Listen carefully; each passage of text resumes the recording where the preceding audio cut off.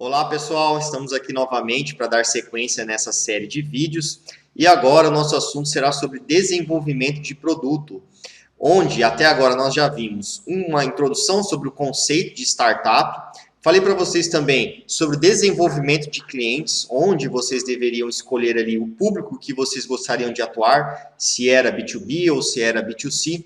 E agora eu vou falar sobre funcionalidades de produto. Então, já decidi ali o mercado, já vi que é um mercado lucrativo, já vi que a concorrência ali não é agressiva, já vi que há pessoas disponíveis para comprar e já vi que elas são acessíveis, que são as variáveis para desenvolvimento de cliente que nós vimos. Agora, vamos começar a pensar no desenvolvimento do produto. Então, o que eu separei aqui para vocês? Primeiramente, gente, há uma frase bastante conhecida no mercado de startups que diz o seguinte: se você não está envergonhado com a primeira versão do seu produto, é porque você demorou demais para lançá-lo. Essa frase foi dita pelo fundador do LinkedIn. E o que acontece, gente? Quando nós estamos desenvolvendo um produto, o MVP, que a gente vai ver daqui a pouco, a primeira versão, ela é feia, tá? Ela é feia, ela vai dar problema, vocês vão encontrar bugs, vai ser um período difícil esse período inicial, tá? Não se preocupe com isso, é assim mesmo. Por exemplo,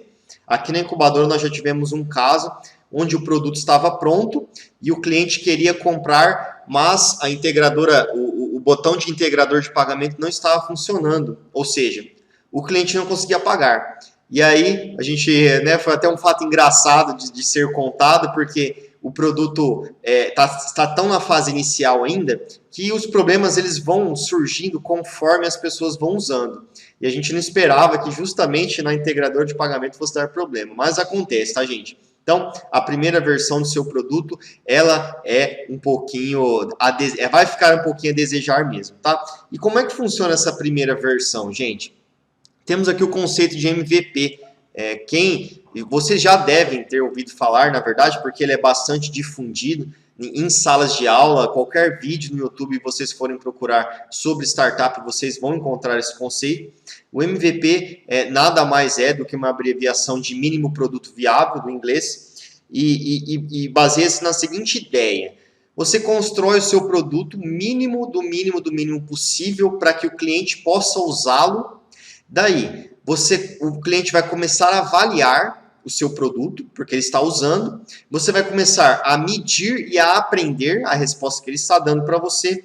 E com essas respostas você vai construindo, você vai aperfeiçoando cada vez mais o seu produto, até que ele se torne aí uma primeira versão comercializável, né? Essa primeira versão do MVP, geralmente a gente recomenda que amigos testem ou pessoas próximas a você, porque como a gente viu, ele dá problemas, tá? Então, se der problemas, é mais fácil ficar tudo em casa do que você colocar no mercado para vender e aí as primeiras pessoas que forem comprar começarem a ver produtos e aí começarem a reclamar e as coisas podem fugir um pouco do controle. Então, é bom manter essas coisas em casa, tá? Amigos, familiares, procure esse pessoal para testar o seu MVP. Então, eu trouxe aqui um exemplo no mundo real que eu gosto de dar para ficar mais claro.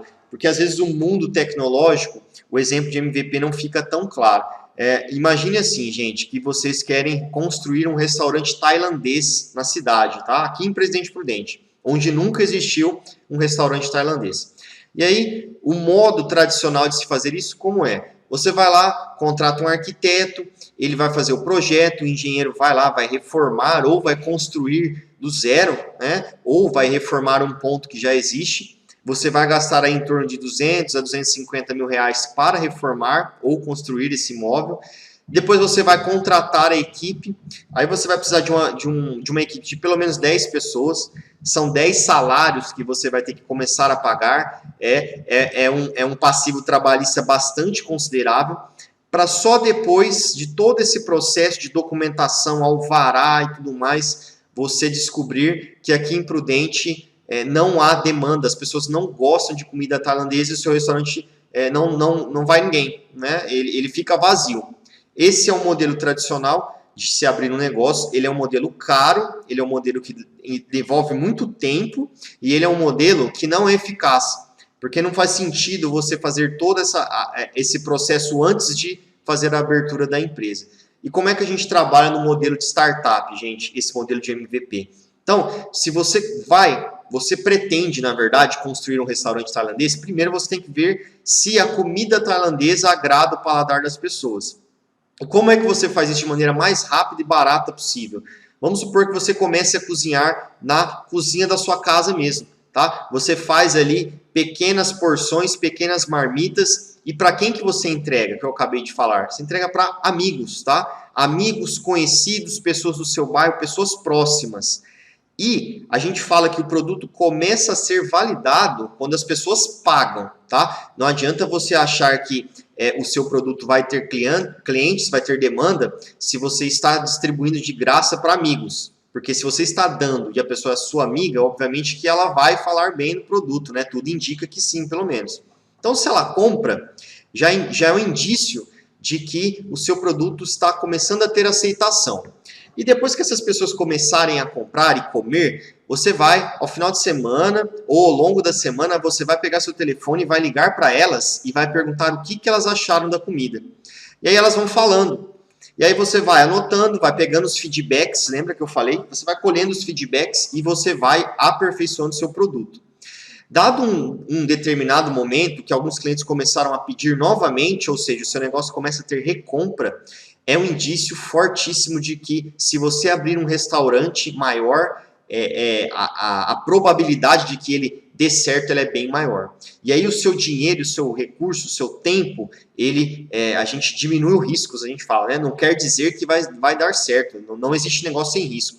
Mas quer dizer que a probabilidade de que dê errado ela é menor. Então, essa é a diferença de um modelo de startup MVP para um modelo tradicional, e aí é só transportar isso para o software que a gente vai ter mais ou menos o mesmo resultado. Coloquei aqui alguns exemplos para vocês, tá? Que a gente utilizou na incubadora, por exemplo. Então, assim, estou com uma ideia de desenvolver um produto. Lembrem de desenvolvimento de clientes que eu falei para vocês que é importante você sondar essas pessoas que poderiam ser seus possíveis clientes e tentar entender o que ela está passando na cabeça dela. Então, esse é um questionário que nós fizemos aqui para uma startup que estava desenvolvendo o produto e a gente separou em duas etapas. Na parte de cima, vocês podem ver, não vou ler todas as perguntas, tá? Depois vocês podem olhar com mais calma, que a gente separou perguntas para entender o problema. Então, assim, você não vai falar do seu produto ainda. Você vai entender como é que ela está fazendo para resolver o problema que você identificou. Você vai entender a solução que ela usa para depois você propor algo melhor. Então, são perguntas de sondagem para entender o problema. Vocês podem ver aí, ó, como funciona o seu processo para agendamento de serviços. Você está perguntando para ela para entender o que ela faz para atualmente resolver o que o seu serviço se propõe, o seu produto se propõe. Embaixo, depois, nós fazemos perguntas para entender sobre o produto. Então, assim, olha, aí a gente começa a dar uma leve sondada sobre que tipos de funcionalidades para ela seria interessante que um produto que resolve aquele problema que ela está fazendo, ou de maneira manual, ou de maneira mais cara, mais lenta, se pretende a fazer. Aí a gente vai perguntando e a gente vai colhendo respostas, né? Várias delas, a gente entrevista várias pessoas, vários prováveis clientes, e aí a gente tem um rascunho, um esqueleto, um protótipo de desenvolvimento de produto para fazer, tá? O produto você não começa a desenvolver da sua cabeça, você começa desenvolvendo ele perguntando para as pessoas que hoje utilizam ele. E depois, coloquei alguns exemplos aqui, depois que você tem um entendimento do seu cliente, gente, você não começa a desenvolver ainda não, tá? Você vai fazer alguns rascunhos de telas para que na hora que você comece a desenvolver, ou se você for passar o serviço para alguém, essa pessoa ou você tenha mais clareza nas etapas que precisam ser desenvolvidas. Então, é um esboço sequencial, tá? Mostrando o fluxo que o cliente vai precisar percorrer. São algumas telas que você vai fazer lá no Paint, ou no PowerPoint, ou em algum programa específico. Aqui na incubadora tem gente que faz em programa específico, sim. Aqui eu sempre peço para que quem vai me apresentar alguma ideia já está um pouco mais avançado, né, já estudou o cliente, essa é a etapa que eu peço para eles. Olha, eu quero alguns rascunhos de telas para que eu possa entender o que você pretende fazer e para que você também possa entender e possa me explicar direito, porque a primeira reunião é bastante incerta, né? A pessoa não sabe muito bem o que o produto dela vai fazer. Então a gente faz aqui um esquema de processos de telas, como vocês podem ver. Aqui existem também as especificações de nível de produto, vocês estudam isso na faculdade, ou pelo menos quem está fazendo aqui em Presidente Prudente com certeza vê, a gente já sabe. Esse também tudo que eu estou passando para vocês aqui é o que a gente faz, tá, gente? Então esse é o modelo de especificação de produto que nós fizemos aqui também na incubadora. Então, antes de começar a desenvolver um produto, a gente foi e fez um doc com todas as especificações, todas não, porque conforme você vai desenvolvendo, vão surgindo novos, mas as especificações iniciais que aquele produto deveria ter. Então, vocês podem ver que é um formato de texto, né? Existem aqui o que precisa ter de funcionalidade, a gente foram várias reuniões, né? Esse produto ele é bastante robusto, e a gente foi em várias cabeças ali, pensando, e foi definindo ali, poxa, clica nesse botão, o que acontece, tem que ter relatório, tem que ter botão de cadastro, o que tem que ter na tela de cadastro, e a gente foi fazendo esse documento de especificação de produto.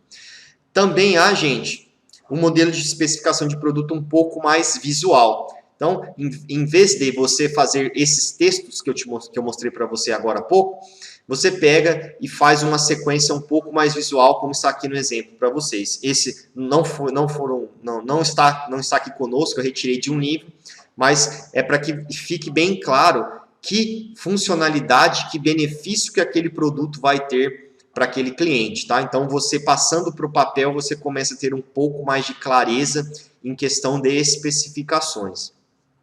Além disso, gente, esse aqui estava assim com a gente, tá? Está ainda, na verdade. Existe um conceito chamado proposta de valor quantificado, que é assim, você tem que deixar um pouco mais tangível para o seu futuro cliente que você pretende ter, a diferença de como está a empresa dele hoje para como poderia estar com o seu produto. Como assim?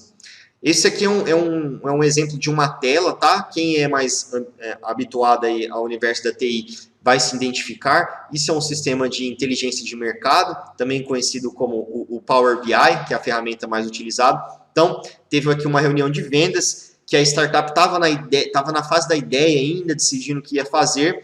E aí eu pedi para que eles modelassem um exemplo de um provável cliente que já estaria utilizando aquele produto que eles estariam oferecendo, para que aí quando você fosse apresentar numa reunião, você já tivesse telas de exemplo de uma provável empresa que colocou aquele sistema funcionando. Então a gente rascunhou aí, a gente modelou questões de faturamento, questões de produtos mais vendidos, todas as funcionalidades de um sistema de inteligência de mercado. E aí, quando o cliente foi até a reunião, ele não estava olhando um PowerPoint mais, ele estava olhando um produto que já estava funcionando e um cliente fictício que a gente modelou. Isso te dá muito mais garantias, isso te dá muito mais autoridade naquilo que você está falando. Então, é uma prática que a gente também utiliza aqui. Por fim, gente, para finalizar esse assunto, assim, poxa, vale a pena eu desenvolver ou não vale? Existe uma pergunta definitiva para mim que acaba assim com todos os problemas, pretende acabar. É algo que eu uso para mim e que eu passo para todo mundo que tem contato comigo sobre desenvolvimento de negócio. A questão é a seguinte, gente, quanto dinheiro e quanto tempo você irá gastar para testar a sua ideia? Por exemplo, se é uma ideia que custa 200, 300 mil reais para você ter o primeiro protótipo e vai demorar 1 ano e meio, 2 anos para você colocar isso no mercado, talvez não valha a pena, agora, se é algo que você consegue testar de uma maneira rápida e barata, por que não? Né? Esse é o conselho que eu dou para vários amigos que estão em dúvida. Poxa, isso mais no mercado físico, né? Poxa, será que eu abro uma filial da minha empresa? E é essa a pergunta que eu falo para eles. Quanto tempo e quanto dinheiro você vai gastar para testar essa sua ideia? É muito? É 10, é 15 mil reais? Vale a pena. Quanto tempo? 6 meses? Vale a pena. Agora, é 150, 200 mil reais, vai demorar 2 anos, aí talvez você tenha que rever algumas coisas para esse tempo e esse dinheiro ficar um pouco menor para poder diminuir seus riscos. Caso contrário, é muito difícil você ter ânimo, né, para recuperar esse dinheiro, esse tempo que você investiu. Beleza, pessoal? No próximo vídeo nós veremos questões societárias, tá? O que eu devo me atentar caso eu tenha um sócio ou caso eu queira contratar um funcionário sem ter o dinheiro para pagar ele, que a gente paga em questão acionária e é uma dúvida bastante frequente das pessoas que aqui visitam. Muito obrigado, nos vemos daqui a pouco. Grande abraço.